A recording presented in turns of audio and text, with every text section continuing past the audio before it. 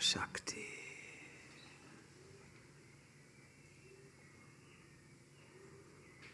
Allah. Buddha. Cristo.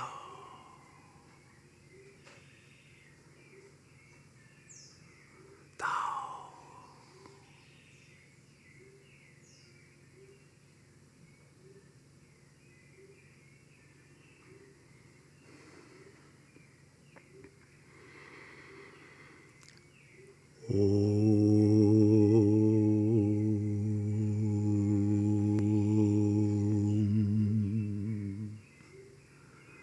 Namah Shivaya.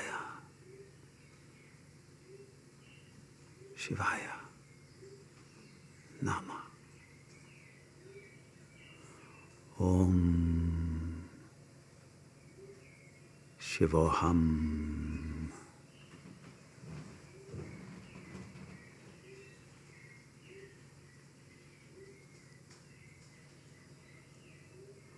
Om Tat Sat.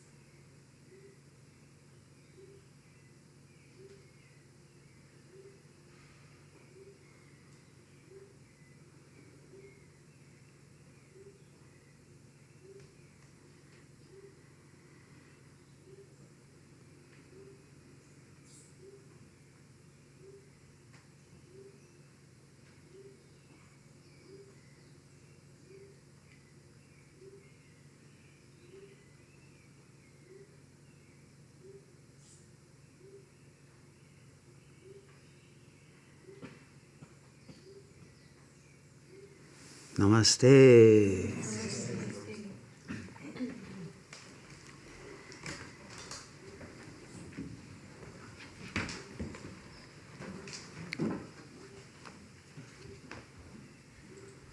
This satsang is being offered to the Reunion Summit,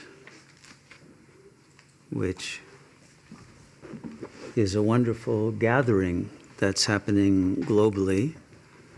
And I want to thank Josh for organizing this great event, and to thank you for the honor of participating. And I want to thank all of those who are involved in making it happen,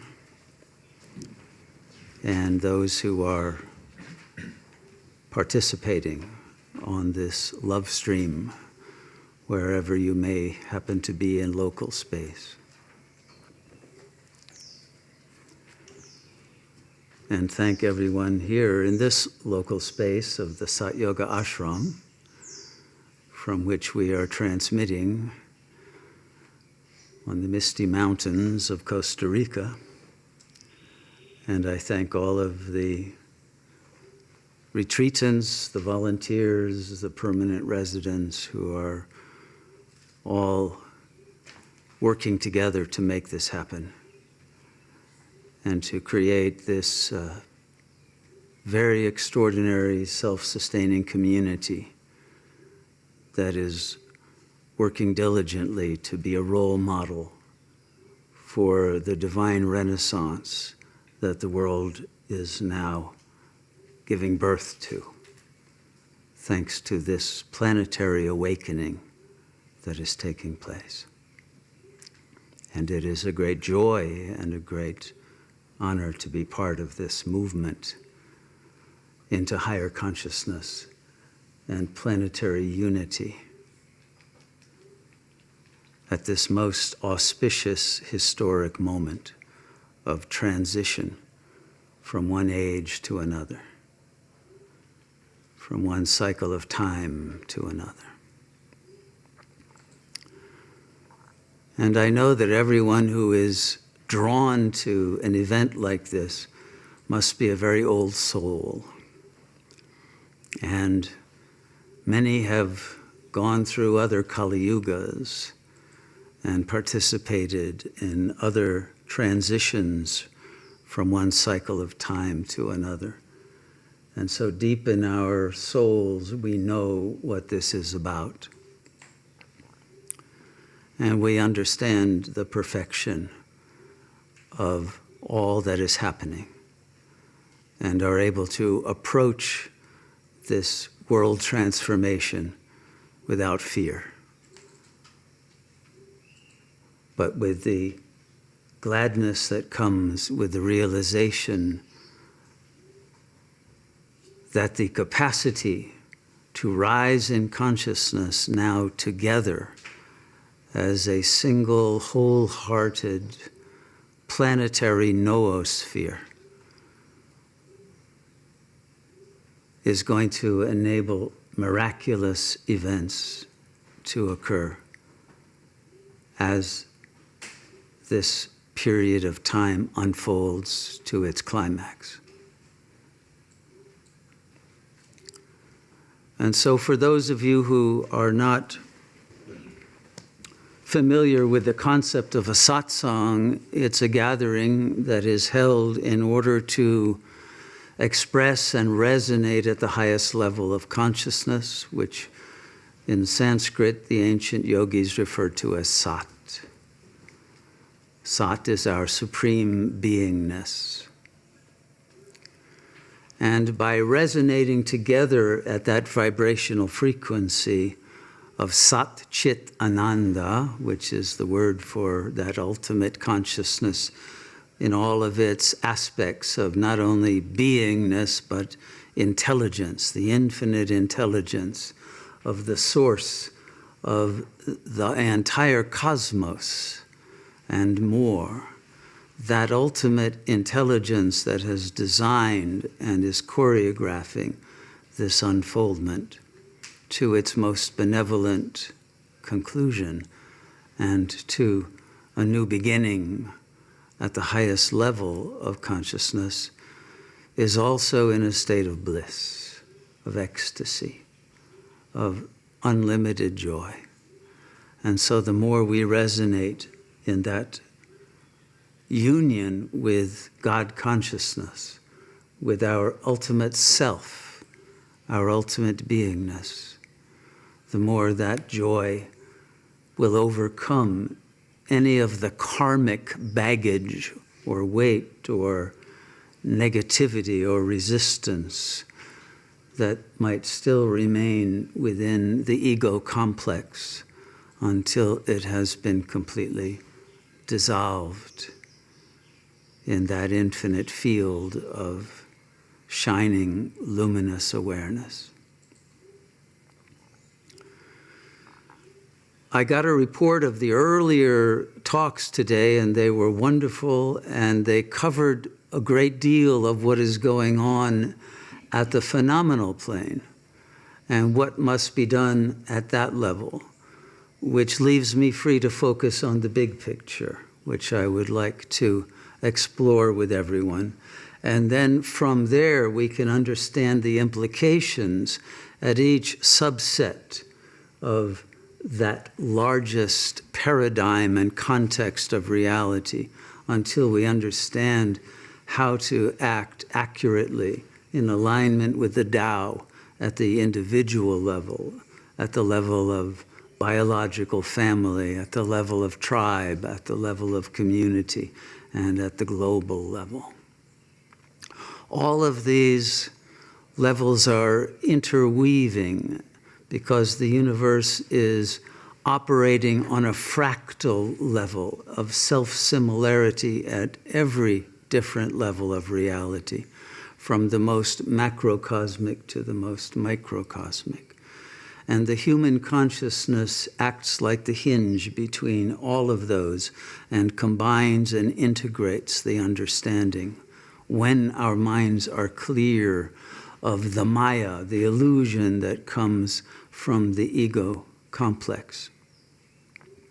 And so the entire challenge that we face as individuals and as a planetary species is to overcome the internal obstacles of incoherence, of fear, of desire, of identification with matter, with the physical body, so that our consciousness can be freed to again return to our real nature, which is in oneness with that infinite source of consciousness that is the creative power that underlies and pervades and determines the destiny of our universe and of each being within it. So if we start with that understanding of being, and we recognize that the problems that we face come from our loss of contact with our real being. And this loss of contact began long before this COVID pandemic story took place. This has been a long fall of human consciousness from a divine level to a, let's say, a heroic level, and then to a metaphysical and religious level, and then finally in the 20th century to a mostly atheistic, materialistic, consumeristic, dumbed down ego structure that has been mandated, imposed, indoctrinated upon most of us, and has brought about a kind of cultural amnesia, so that many of us don't understand the real history of our planet, or of our cultural roots, or of our real nature, because we have been trained to believe in Darwinism and in randomness, meaninglessness, that all of this universe is a result of chance rather than designed by a superintelligence. And so we have cut off our access and our connection. The word yoga means reconnection, the same as the word religion, religare, reunite with that source of our consciousness and be able to download the intelligence and the willpower and the clarity and coherence of that unitive field, so that we can live together in unity rather than as separate and conflictive entities struggling against each other for some crumbs of the pie that is gradually being taken away entirely from everyone, and now very rapidly. So everything that happens karmically in the external world is a reflection of what happens internally. When we regain our internal fullness and empowerment and our capacity to realize that we are dreamers of this dream, not victims of someone else's nightmare and agenda for us, when we take back our power spiritually and we create a morphogenetic field in which we are reconnected in what the ancient yogis call the net of Indra, a network of consciousnesses that are all unified and are all reflecting that same infinite luminosity and brilliance of the one self, that each of us is a manifestation of. Each of us, equally, at our very core, is a manifestation of the Supreme Self. And it is the act of going within, deeper and deeper than the surface levels of the mind, of the ego, or even of the soul, to the deepest level of the unborn, uncreated awareness that is the origin and real nature of our being.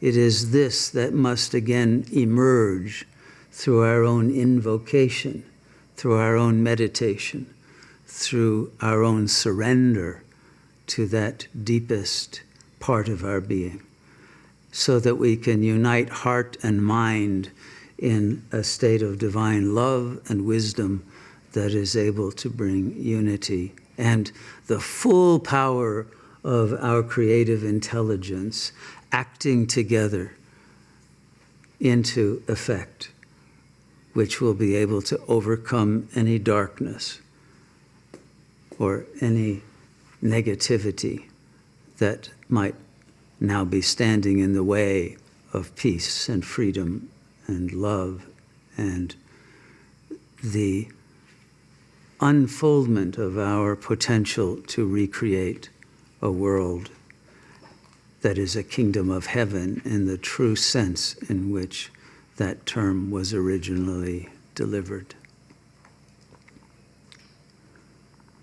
So let us recognize that there is originally and ontologically, prior to the manifestation of the universe, a field of luminous consciousness.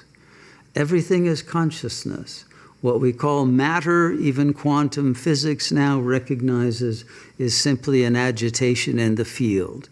This ultimate field of consciousness, this oceanic, infinite field of consciousness, gives birth to a quantum unified field.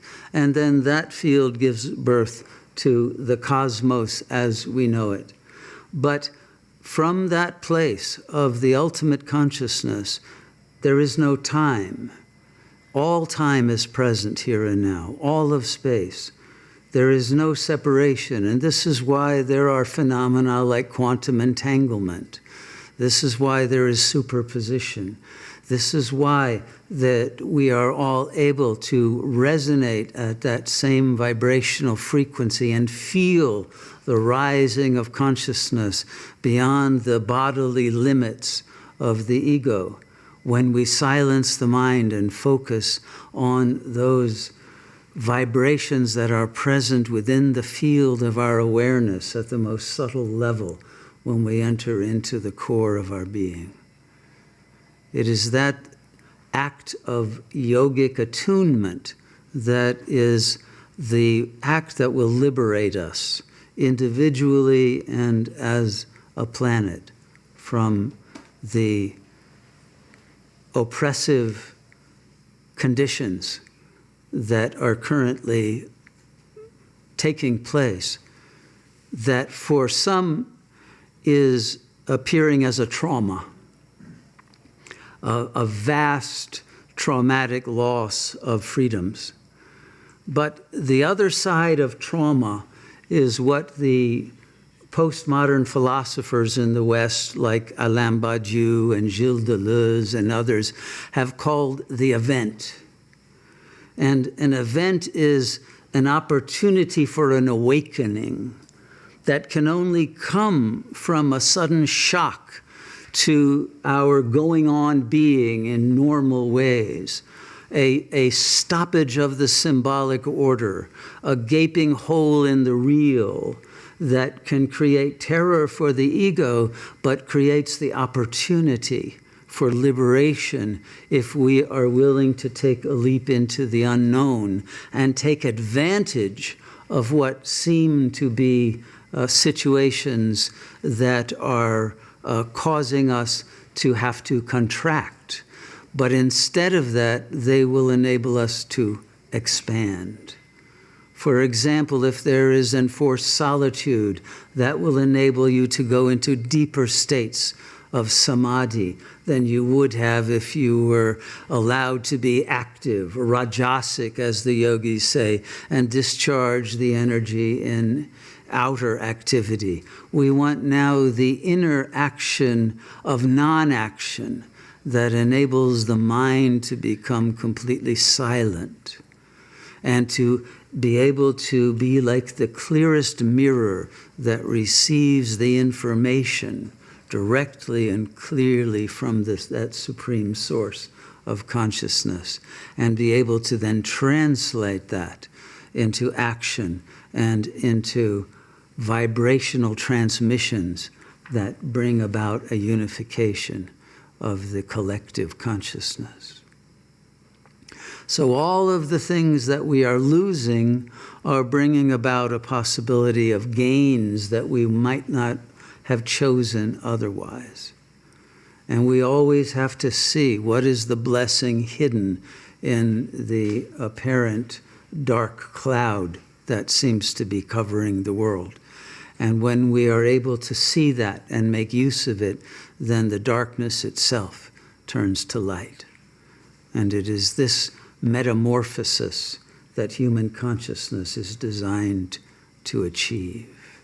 And this is the moment of that global awakening that could not have happened under other conditions, that will now enable us to reach our true fulfillment.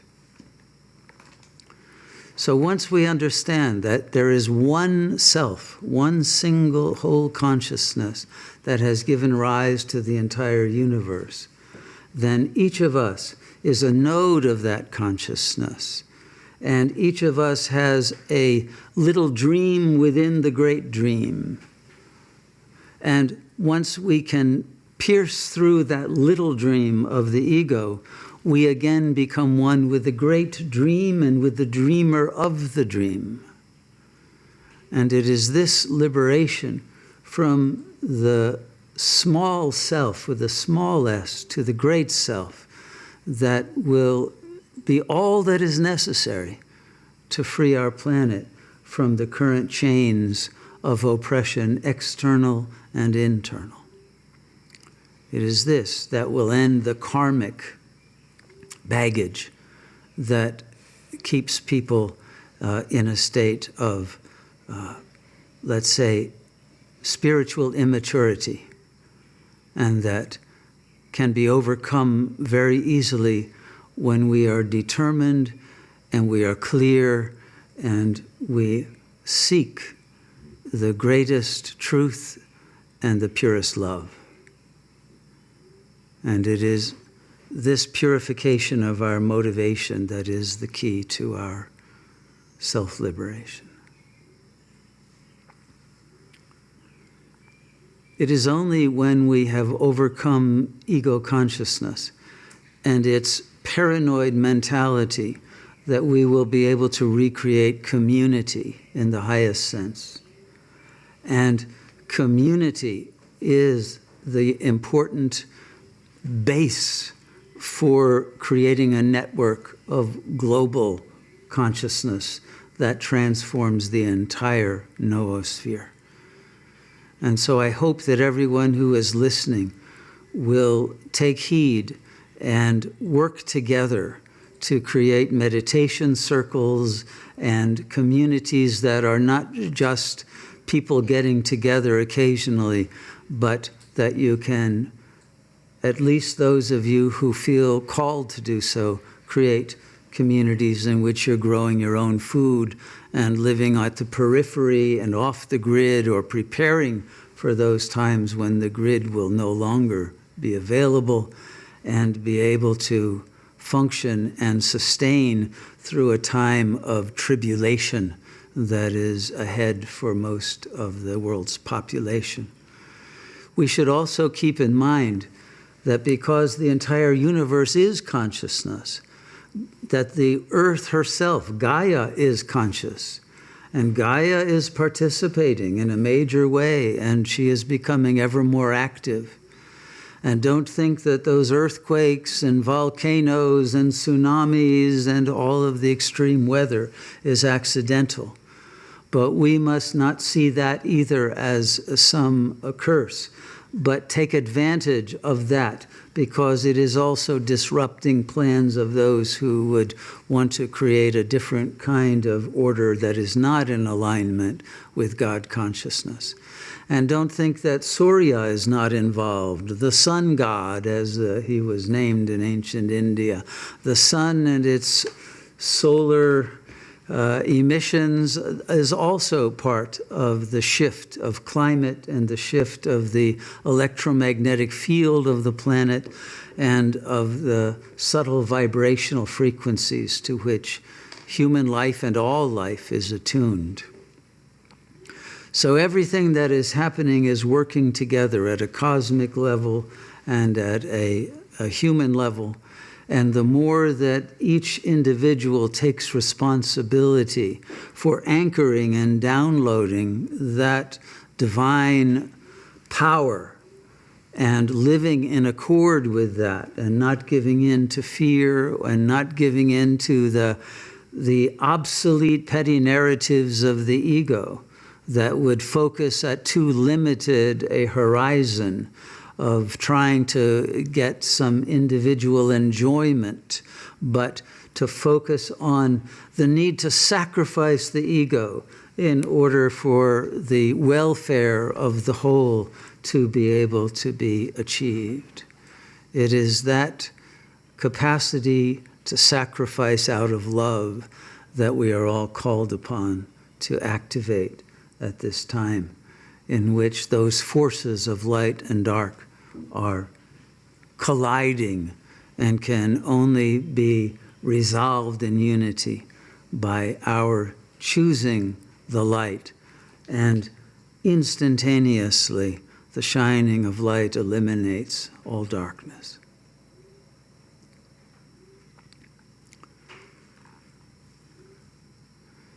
The attainment of this realization of the self is something that everyone is yearning for at a deep level. But there is also fear of the unknown, of letting go, and of the inner silence in which we will no longer know who we think we are. We will no longer have the beliefs that even though they created all of our suffering, have also created a net of meaning that has held the consciousness in place.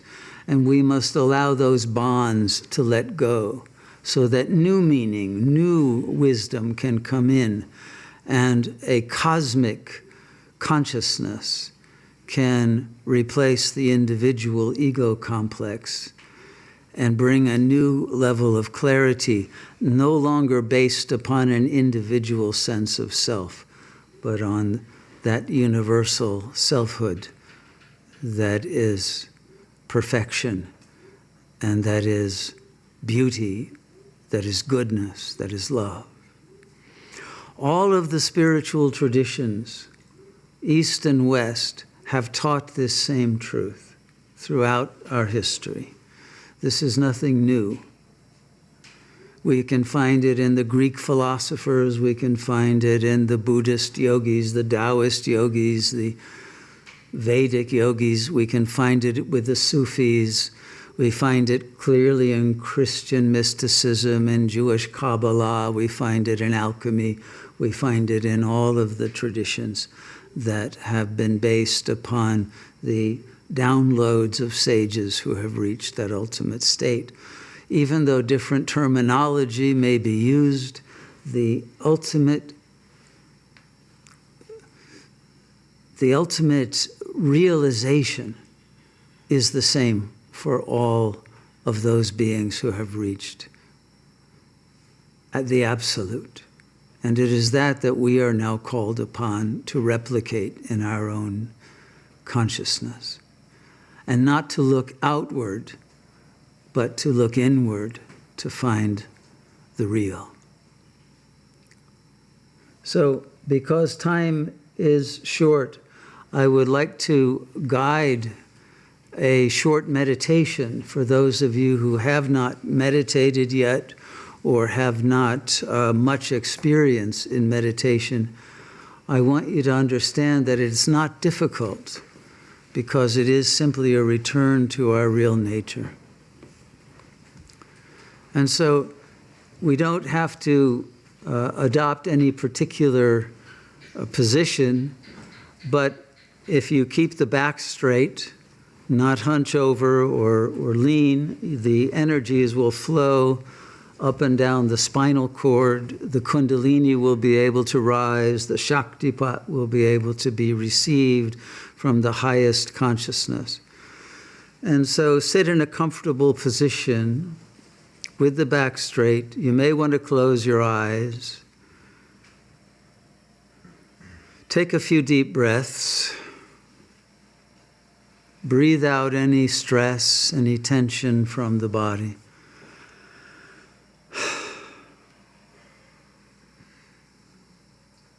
And then let the breathing become very slow.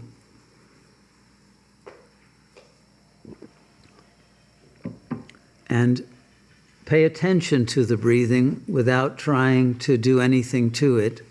Let it become very natural.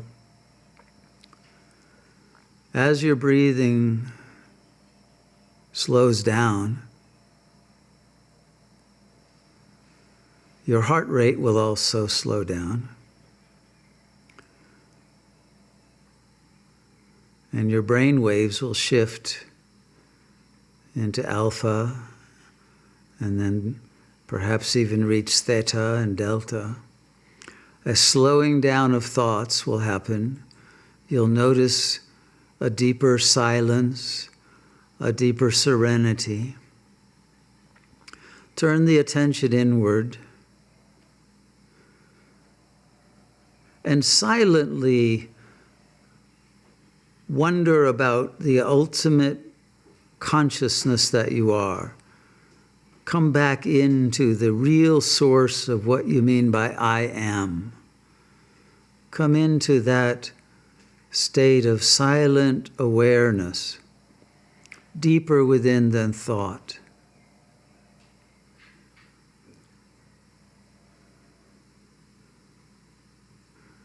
And as you enter into the silence,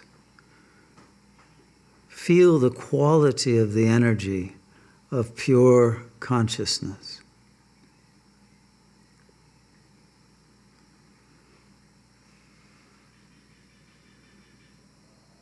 Feel the quality of the peace.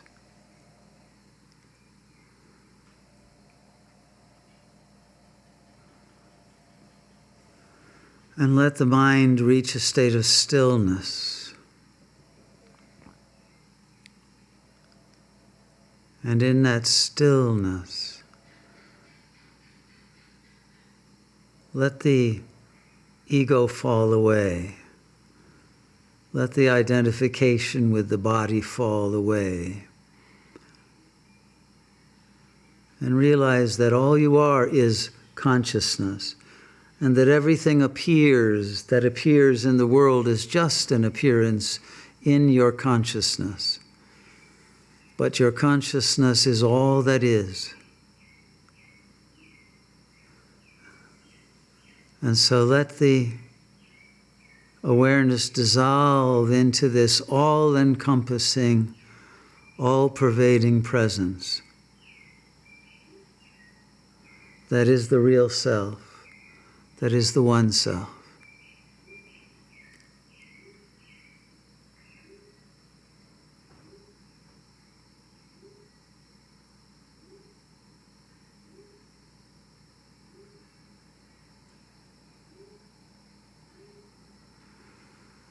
And let the heart open to receive the love of the one self and be nourished and recharged by the love and the light of this supreme presence that is both within and without.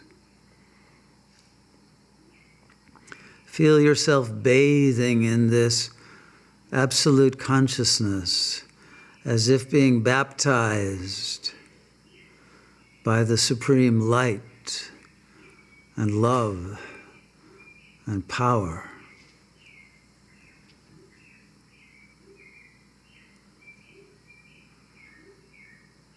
Feel your consciousness being transformed, the ego dissolving, the self fully emerging in a state of joy and yet quiet rest.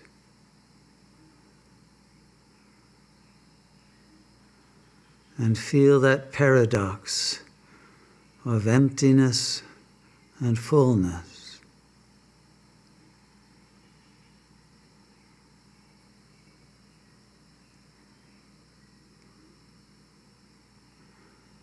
Feel your connectedness to the Source. And through the Source, your connectedness to all beings. And the more that you resonate in this frequency, the more that we will all be connected telepathically and spiritually, so that our energies will support one another non-locally at every place in space and time.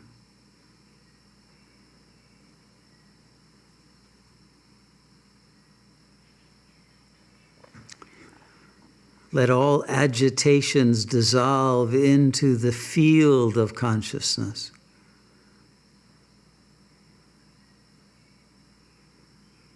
And realize yourself as the field, in total harmony with all that is.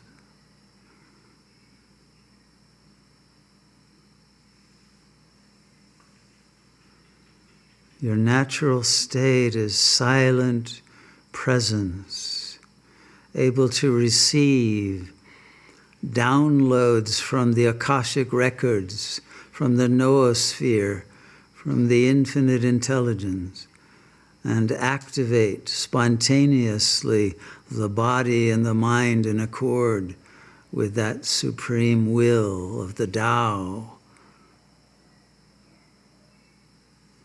You are an embodiment, a Christ consciousness, a manifestation of the Holy Spirit, of Buddha nature.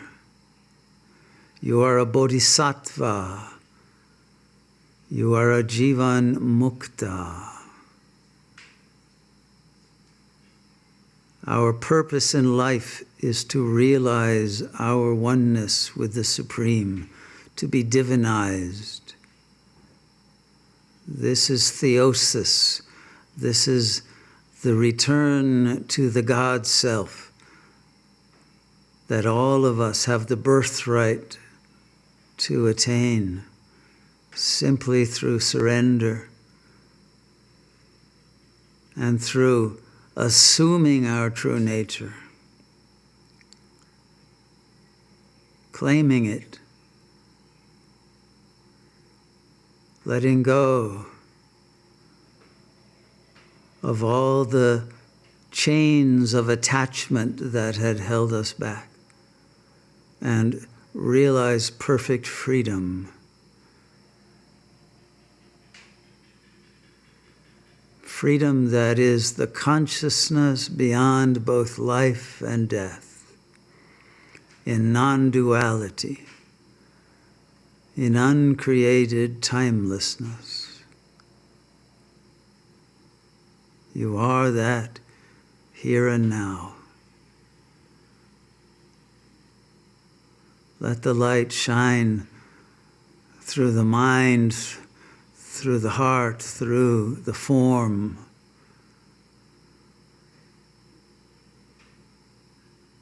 In unison with all beings.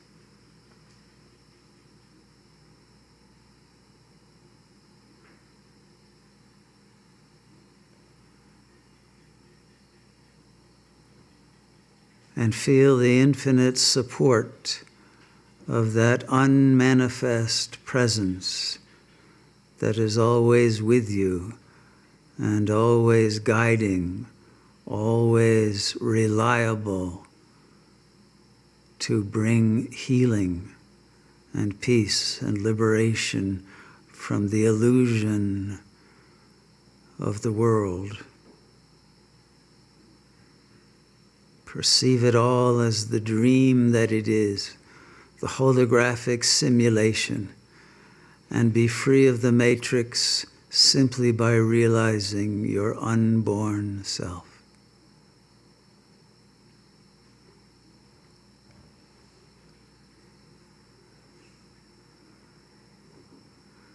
Give yourself the gift of liberation.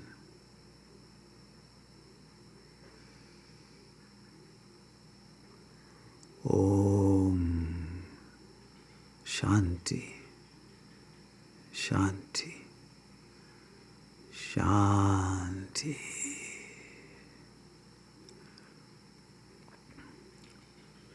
You can let your eyes open when you wish, but stay attuned to this consciousness that you have received and connected with in the silence as your real self.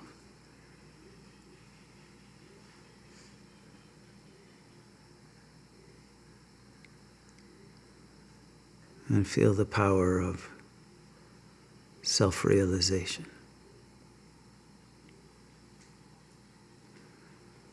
And let yourself see in every being that same light, that same power of goodness, so that it is encouraged to emerge from every soul. And let us liberate our planet for a new age that begins now.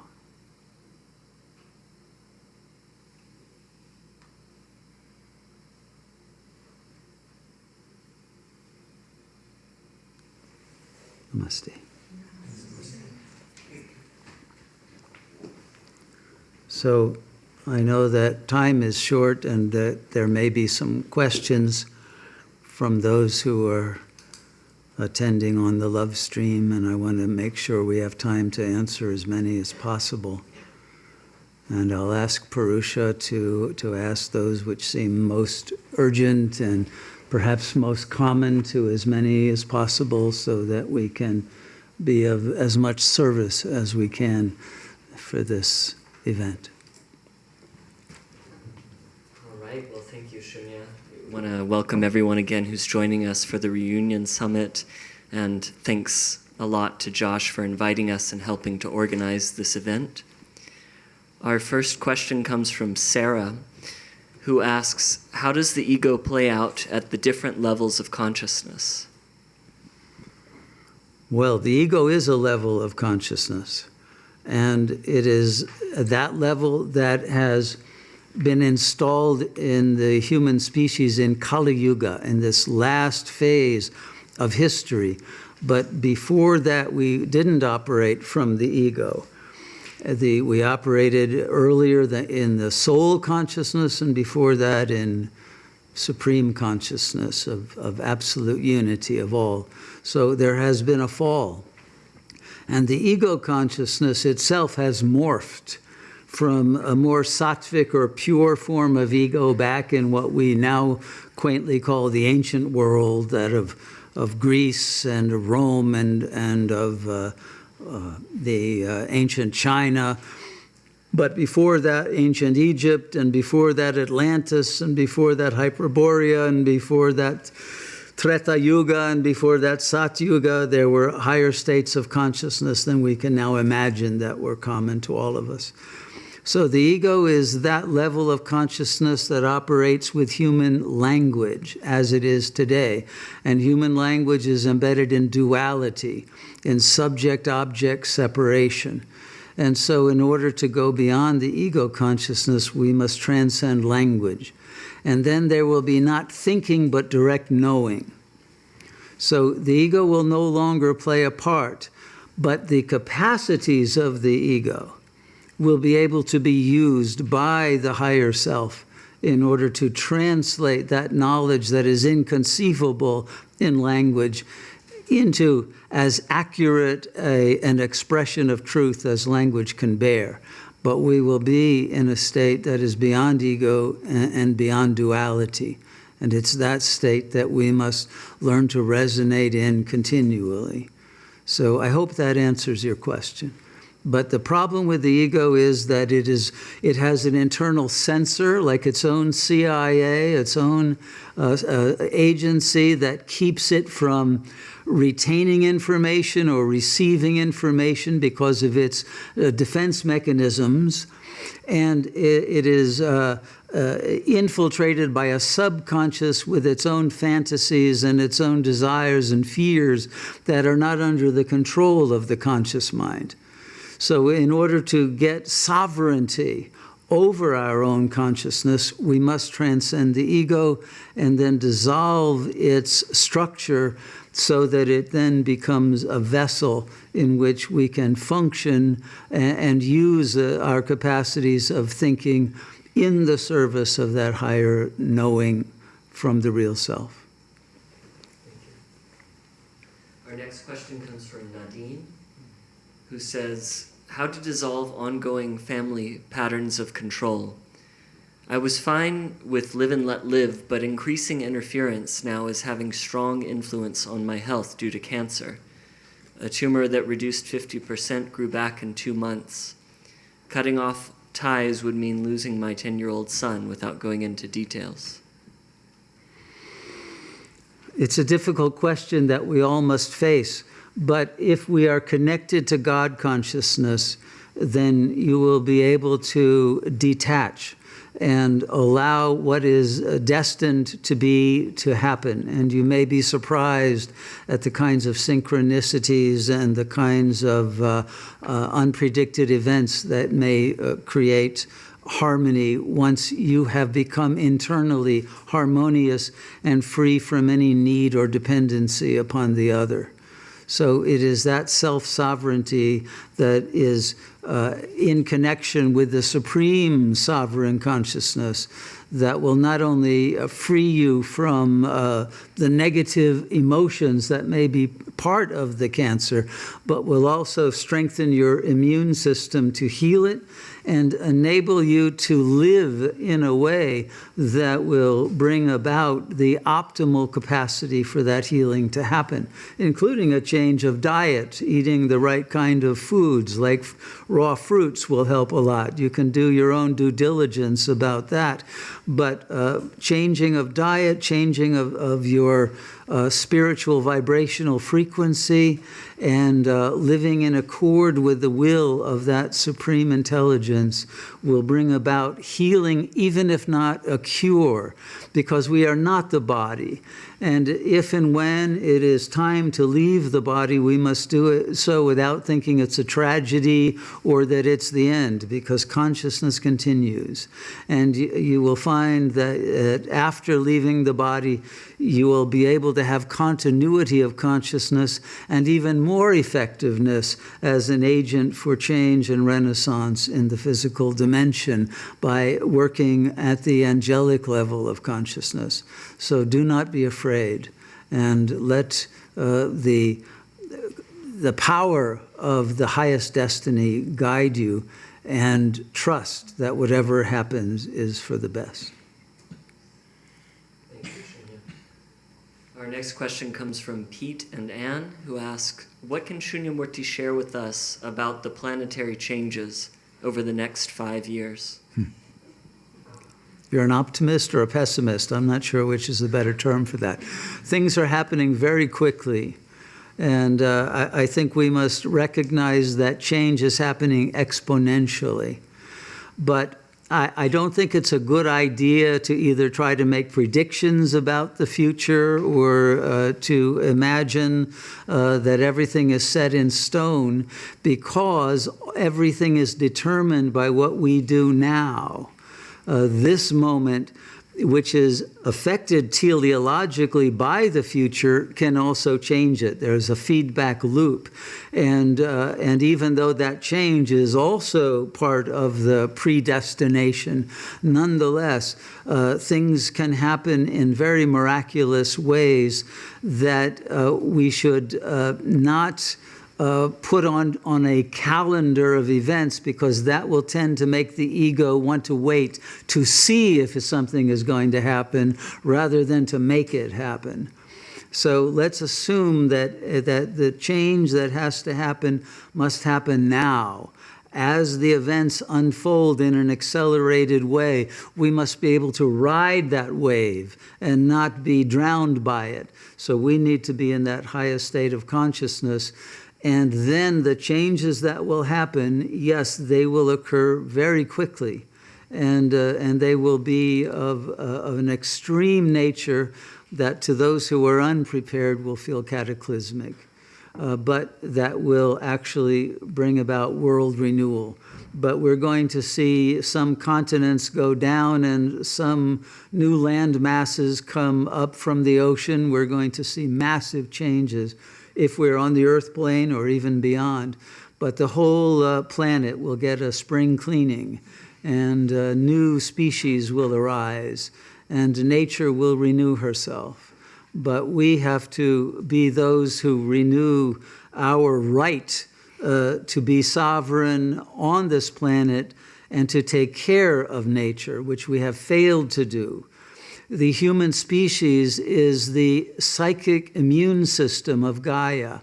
And because we have fallen into too low a state, we have failed to protect Gaia with a kind of a mind field that would keep out any alien infiltration from negative agencies from the cosmos.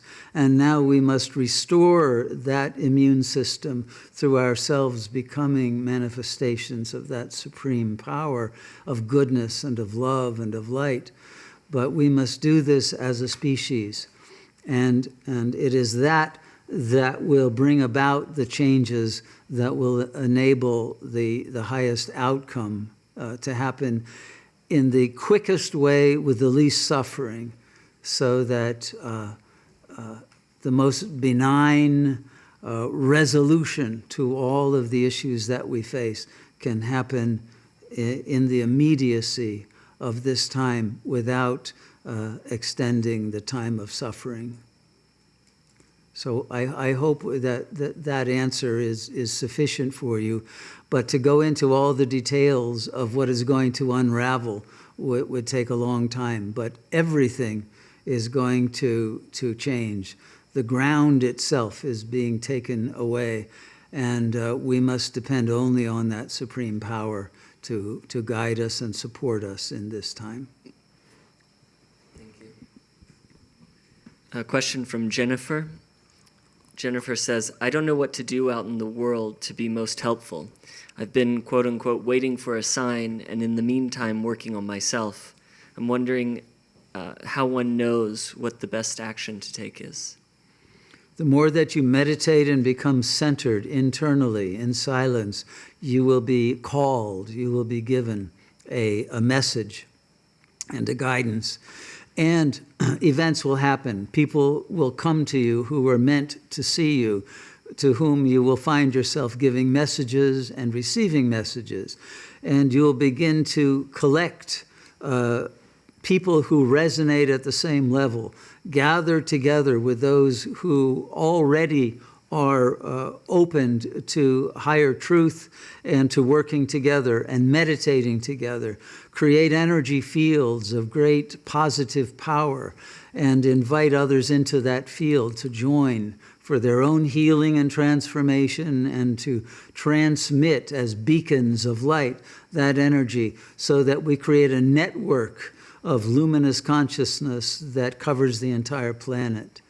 And you will be guided what to do. It's not so much the action that you take externally, that will happen spontaneously. It's the state of consciousness that you are in. And that should be with the ego mind extinguished and resting in the supreme consciousness and allowing that to move you. And that consciousness will not err in its guidance and its motivation, and it's bringing the synchronicitous events into your field and your space in order to accelerate and exponentiate the powers of light. Beautiful. Okay, a question from Bella. Bella asks, why would such a higher intelligence allow a form of amnesia that drives madness into the hearts of humankind? Well, we are given free will, so it's not just that is allowed. We're allowed to go down in consciousness, we're allowed to go up. Consciousness is a spectrum, and human beings are given freedom of will. You wouldn't want it otherwise, or we would be robots. And they want to bring robots into the world and create artificial consciousness and eliminate the human species and eliminate freedom. So freedom is a good, but we must take responsibility for using our freedom to rise to the highest levels and not to fall. But we are not victimized. We are here because of the choices that we have made, not only in this life, but in past lives that have led to the conditions of indoctrination into ego consciousness. So now we must use our freedom to rise instantly back to that level that we were at thousands of years ago and resonate at that level and through that power to change the world. It's the only power that will do it. And it must come through complete peace and love and nonviolence and purity of heart. It won't come through any conflict or struggle or any violence or attempts to do this forcibly. It has to be in accord with that supreme will. That is the power that we have, and we must never stray from that. But this power of sovereignty was not taken away from us. We chose to give it up in favor of intense sensory experience. And now we must sacrifice that for the super sensory dimension of our being, and through that letting go to return to our true empowerment. Thank you. A question from Chris, very simply. How does one realize the self permanently? Well, first know that you are the self, and that the self, therefore, cannot be attained by the ego. It's not a matter of trying from ego consciousness to get there. It's a matter of disidentifying from the ego. And that means being the witness to the mind, the witness to the thoughts and the emotions and the ego drives, and not giving in to them, but turning the consciousness toward the source of your being. And as you turn inward to that source, you will feel the presence of the light and the power that enables you to give up the habit of returning into identity with the ego. It's a habit pattern. And once you stop going back into that identification, the strength of the ego will lessen, and gradually it will be extinguished and will no longer disturb you. But there must be a relentless, continuous abidance as the silent presence without falling back intermittently into ego consciousness until it has been completely annihilated as a mental object. A question from Jeffrey. Jeffrey says, there are people who are living on Earth who embody extraterrestrial consciousness and who have contact. What will it take for an awakening society to better acknowledge and relate to this presence? There's more than one, and there are different levels of consciousness. But if we relate at the highest level of consciousness, we will have cosmic consciousness. We will be able to relate to all beings, but relate to all beings from a position of strength, of authority, because we are in alignment with the supreme power that gives us the right to this planetary existence.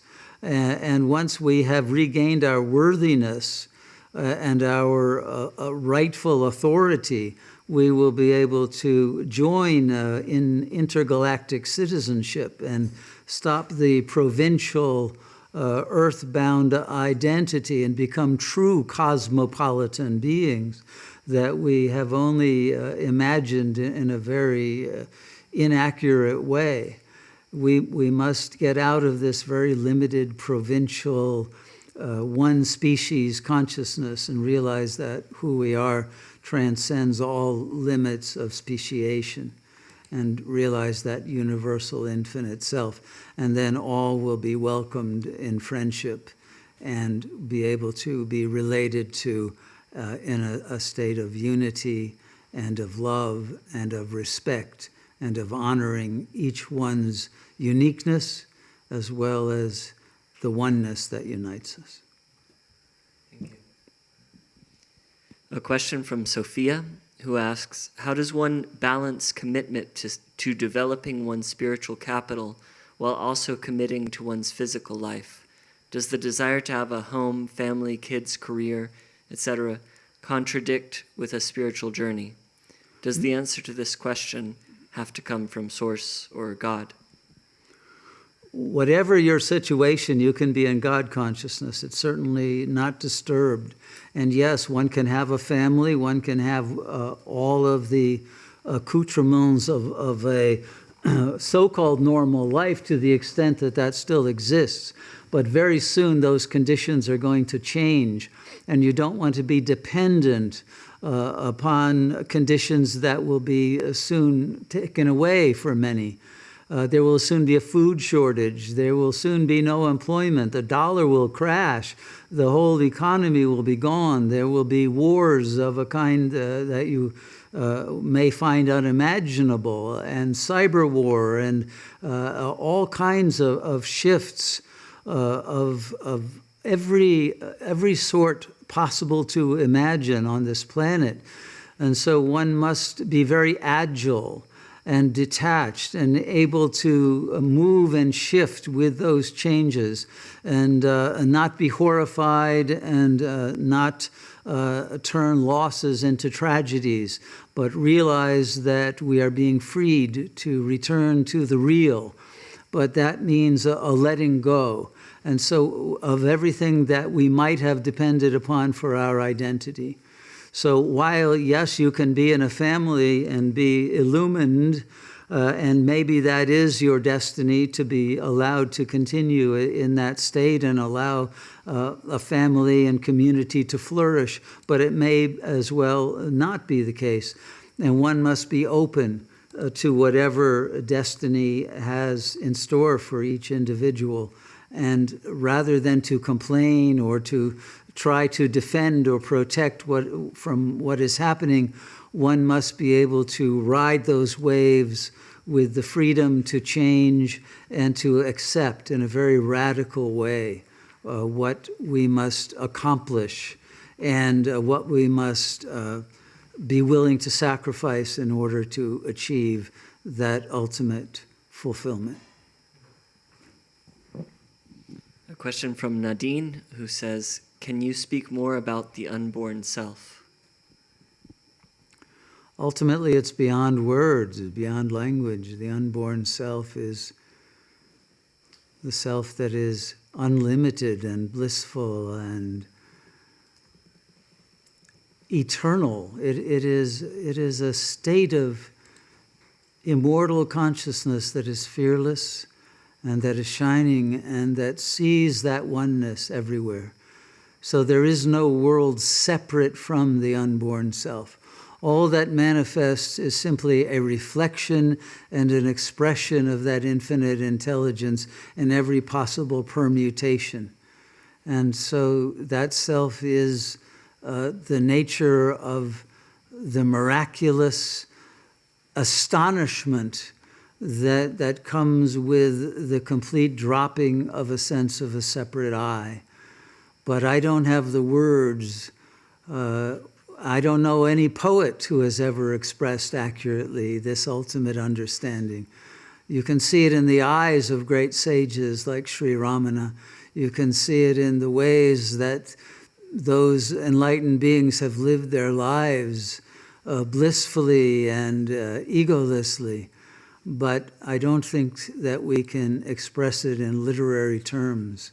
It is something we must come to know directly through the silencing of the language and the attainment of that frequency that is in non-duality and to whom there is no other that one would need to express anything to, because we are all in that oneness as a whole.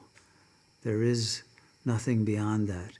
And so in that state, I don't think there's even any motive or intentionality that remains other than that which is to be expressed to bring those who are not yet into that state to have direct realization. Thank you. A question from Camilla, who says, "The pressure on the head and the burning sensation inside my brain is huge. I feel the light straight through my body, trembling in my whole body. It's been like this for a couple of months, not only in meditation. Do you have any advice on what to do? I'm having feelings of fear and I'm finding it hard to let go."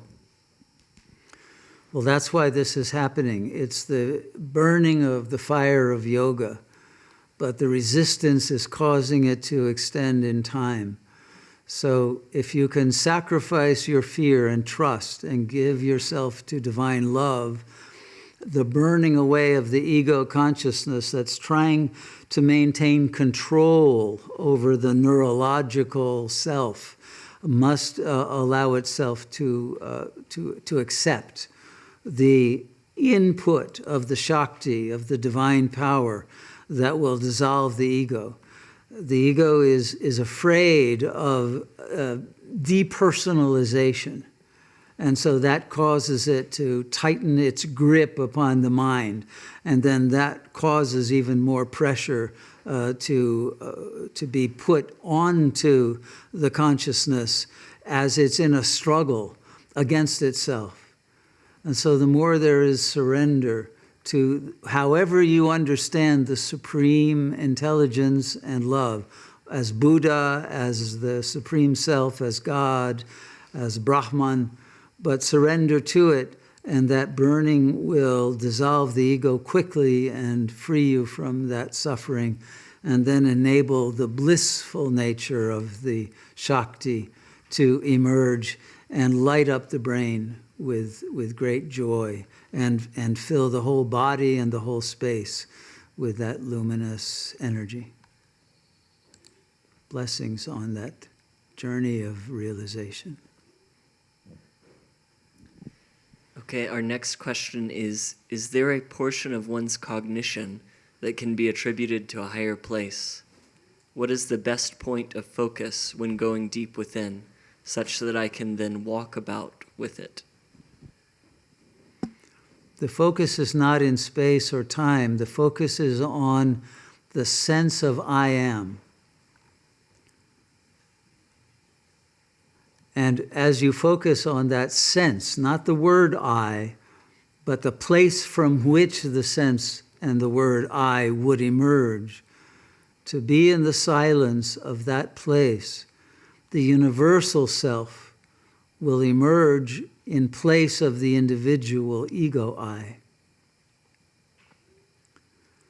And then you want to hold on to the energy that comes in that space of the great I am. And it's a frequency or a tone almost, a silent tone, but you'll feel it. And just like a singer will hold a note, you want to hold that tone of consciousness until it becomes the natural vibration that you are able to return to and then gradually to establish yourself in and never to leave. But it is accessible only when the mind has been silenced and the focus is one-pointed and wholehearted upon the source of your being. I hope that is of help to you. Question from Bob, who says, "You spoke on an earlier broadcast on this forum today about other dimensional and off-planet allies and forces. Could you expand on this?" There are allies, there are angelic allies, and there are allies of a cosmic nature. They will reveal themselves when we have reached a level of consciousness in which they can meet us without our having fear. And when we are able to have achieved the sovereignty that we can be honored in our true nature and we can share a mutuality of cosmic community. So there is not more than that I am allowed to say or would be appropriate to say until we have, as a community, reached that level of resonance and sovereignty of consciousness that will invite those allies to be present in the phenomenal space, as well as in the space of pure awareness that is interdimensional. But that is in the hands of God, and it will be the result of our own transformation. How close they can and will be allowed to come and to offer the kind of assistance that will change the context of what is happening from being that of a single planet to being that of the cosmic reality. A question from Christine. Do you believe it's possible to neutralize any toxic substance before or when we ingest it? And if so, does that mean that nothing is toxic except for our mind about it, kind of like walking across hot coals?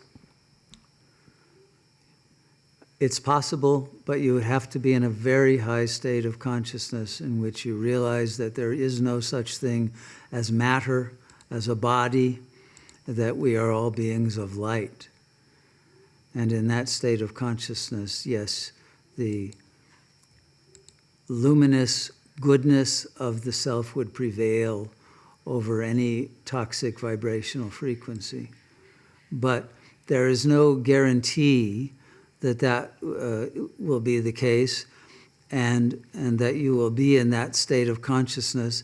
And there are some who may be destined to leave the body and not to remain in the phenomenal plane to work at the angelic level with those allies. And if that is the case, then there should not be any struggle about wanting to remain within the physical plane, and one will receive guidance from those angelic guides as to what will be the moment to completely let go of the phenomenal world and to rise into the next dimension. Question from Linda. Linda says, how can I be of service? I'm 68 years old. Will I see the end of this illusion before I die? That's a matter of karma for everyone, because we don't know the date in which we will be called to leave the body. But yes, it could well be the case that you will. And I think that is the case for most beings. And those who leave the body before that will come back in any case, or witness it from the next dimension up. But what we are to do is to become beings of light, beacons of divine love and light, and shine. That's all. Everything else will come as a result of what we are putting out. That's what we will get back. So we want to make sure not to project any negativity or any fear or any lower kinds of desires, so that we attract the highest blessings and events into our lives. Our next question is, I have friends who don't meditate, but they're more into praying, like learned in the Bible. What do you think about people joining who meditate with people who pray? Is it the same? Yes, prayer is a form of meditation. The only difference is that at the highest level of prayer, which is called contemplative prayer, or sometimes now centering prayer, you stop talking to God and you start listening to God's response. That's meditation. So it is the highest state of prayer. And once you have expressed and made a connection to God, then you want to be able to stay in stillness and receive God's response in the form of energy, and a current will flow into you that will enlighten and enliven and recharge your batteries and give you wisdom and willpower that you might not have had otherwise to keep rising in consciousness and to let go of the ego. So yes, prayer and meditation and contemplation ultimately all are the same. And we want to make our lives into a meditation. So there is no special kind of activity required, and we're always resonating in that frequency. Okay, a question from Laura, who says, how do we best communicate this to children or young adults and prepare them for change? Well, we have to speak in an age-appropriate way, clearly, but children get it, and they probably get it more than the adults do, and are closer to that understanding that their consciousness pre-existed their young bodies. And so to many children will even spontaneously talk about past lives and about angels and have much more knowledge than their parents have, since the parents have usually forgotten and lost touch with that level of our being in order to adapt with the social order.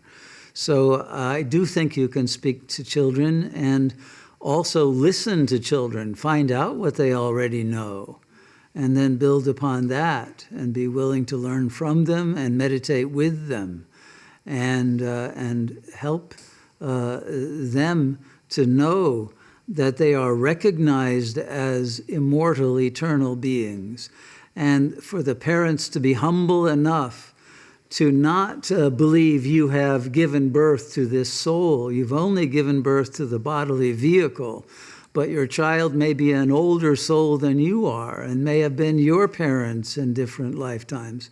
And so you have to relate at that equal level, that we are all souls who are offspring of the one supreme mother, father, self.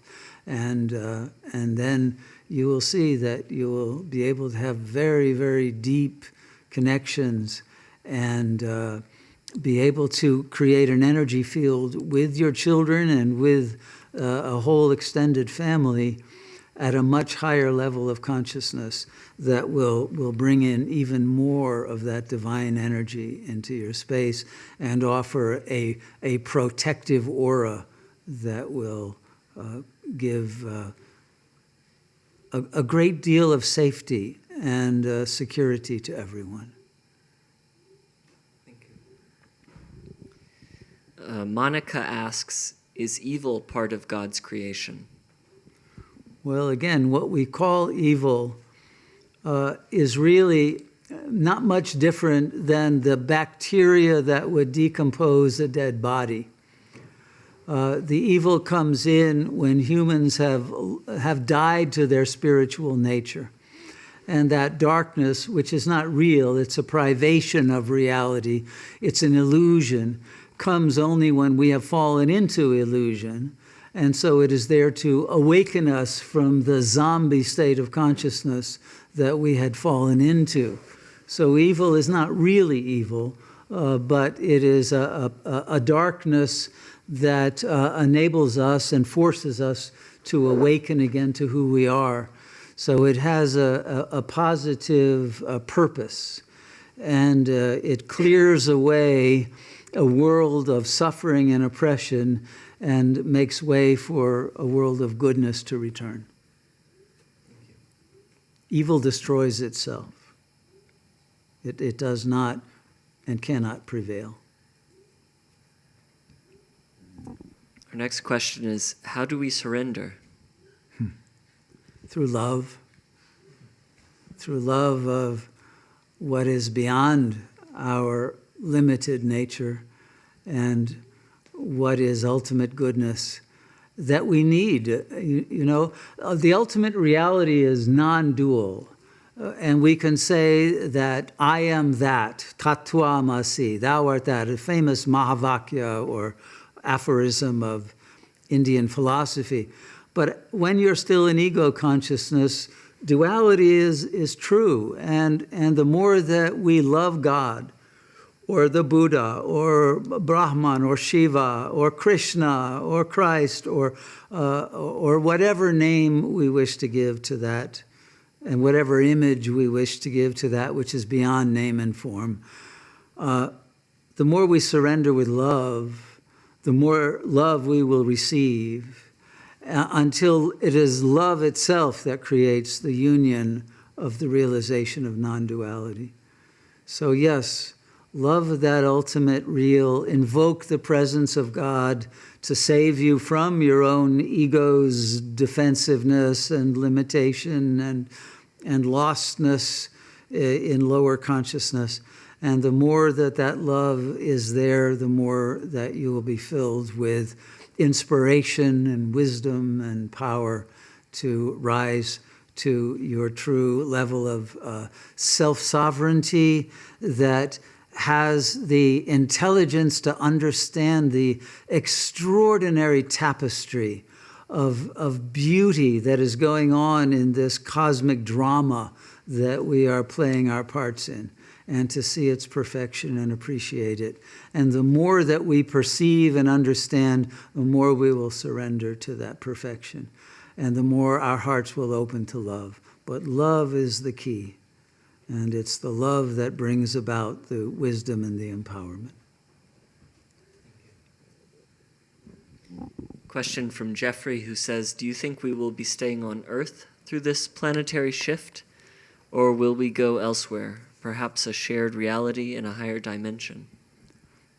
That may be different for different souls. I think that some will come back to sustain the earth.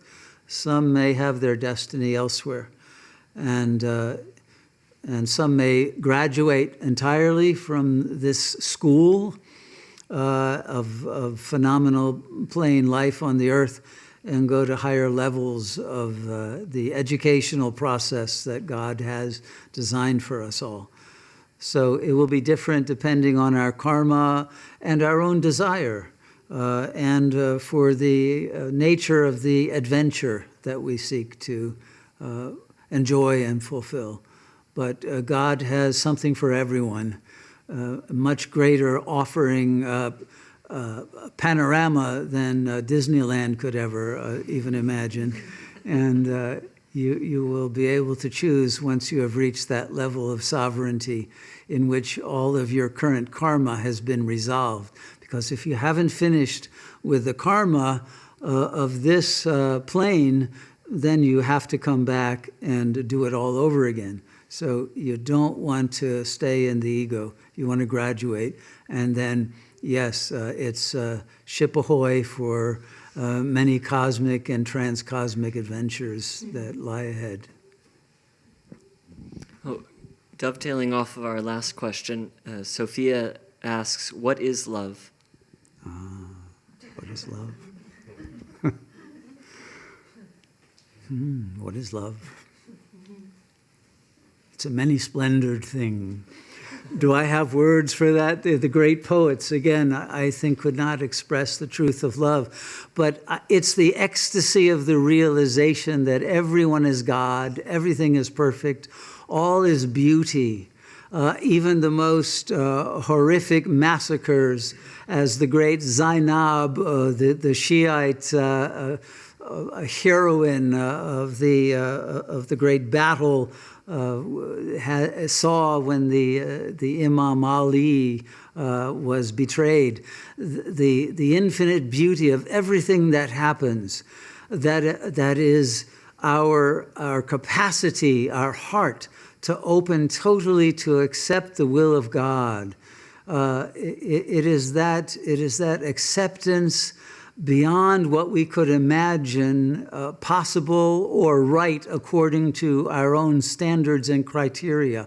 Love gives up all of those criteria, all of the master's discourse that thinks, I know what is right and wrong and what should be, and says, may God's will prevail. And then enjoy every event, every moment as an absolute lesson in the perfection of what is, and how the unfoldment of the explicate order is expressing the exquisite infinite beauty of the implicate order of the knowledge and the dramatic choreography that God is providing for all of us as this world drama comes to its climax and its denouement.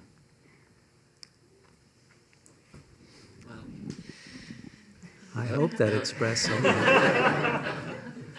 Anyway, I love to talk about it, but you have to be in that state, not just thinking about it.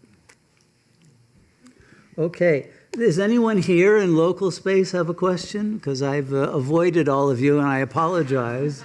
And I know we can meet and talk anytime, but if there's anyone in the ashram who would like to ask a question or make a comment, is Nirgun one of those? Or I have the mic. You have a mic for anyone? Is there a hand that there's a hand, Saraswati.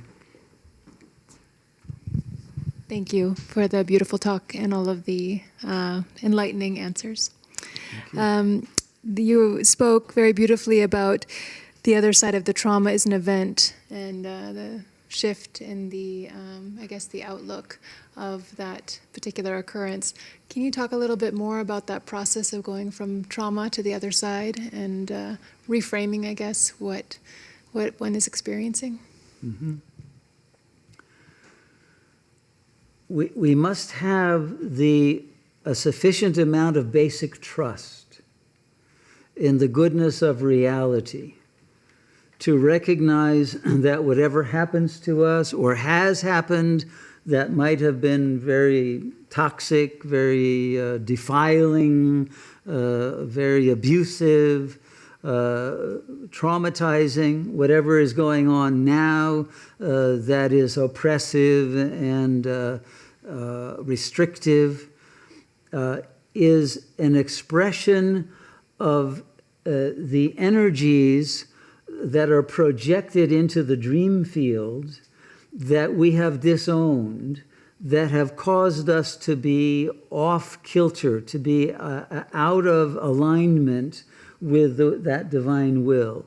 And so if we take them as course corrections, as situations that are occurring that are forcing us to come back into our center and to humble ourselves and to purify our consciousness of whatever within the self is itself toxic, like anger, hatred, fear, negative projections on others, any sort of loss of our divine purity and the beauty of our souls, whatever has defiled us from within.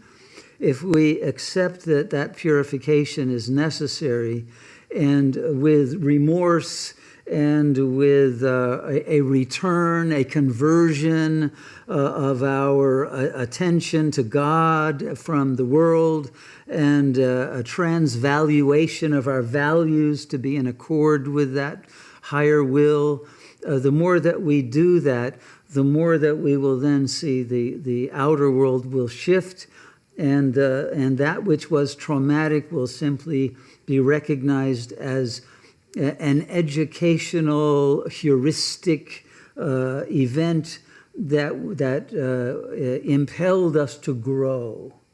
And it's the imperative to grow and transform that is now the need of the moment. And everyone must do that. And so whatever it is that has hemmed in the ego is a blessing, so that we can go beyond the ego and not depend on what the ego can bring us for our lives and our support. We must let go of that limited mental vessel and find the unlimited vehicle of God consciousness. And so it is the turning of what looks like a horrible negative experience into an opportunity to reach a higher level of consciousness than we could ever have conceived. Okay. Any last question in the room? Okay, is there any burning question from the group, Purusha? Sure. Last question from Serena, who says, my 11-year-old son is asking what it truly means to have freedom. Well, I would consider, first of all, that we're talking about internal freedom. So it's creative freedom.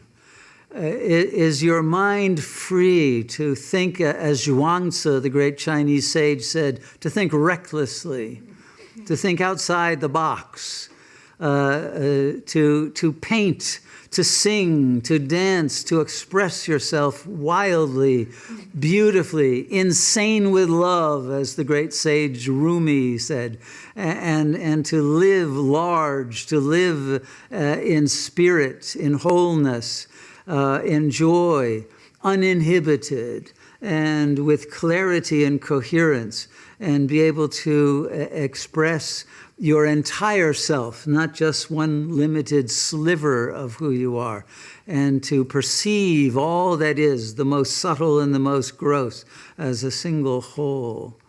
So it's the freedom of perception, of expression, and the freedom to be detached from any conditions in the world, to live in unconditional love and in unconditioned consciousness that is not afraid of life and not afraid of death. Okay, I think on that note, we should end the satsang. But I would say to everyone, we created this community. I came to Costa Rica right after 9/11. I saw this happening. And it took years to start this community and to get this ashram going. It's still a work in progress. Now things have to happen much faster. But it can be done if you have a wholehearted will to do it. And if you can create such a community in which you can have the most external freedom, because you're not in the maelstrom of those situations that will be most locked down, literally, and have the most freedom to grow spiritually, please do it. Some of you may want to come here as retreatants and have some training to be able to go out and form other communities. A few of you may even want to come and live here and join us. We welcome those who feel in attunement and alignment with our vision. And we want to support all of those out there who want to create communities and even study circles and meditation circles to be able to raise consciousness and then perhaps take action as groups and members of the tribe that have different extensions in different parts of the world. And in this ashram, we are dedicated to supporting everyone who is on the path of light in whatever way that we can. So stay in touch with us. If you can join our website and be part of our teachings, we intend to keep offering information that is current and relevant and useful to growth and transformation, and to answer more of your questions as they arrive in real time on a day-to-day basis. So we are here as a resource, and everyone in the community now has been in training to be a teacher and a guide and a help, and we want to offer that help to as many as possible. So don't lose hope or faith, but redouble your efforts of spiritual growth and self-maturation.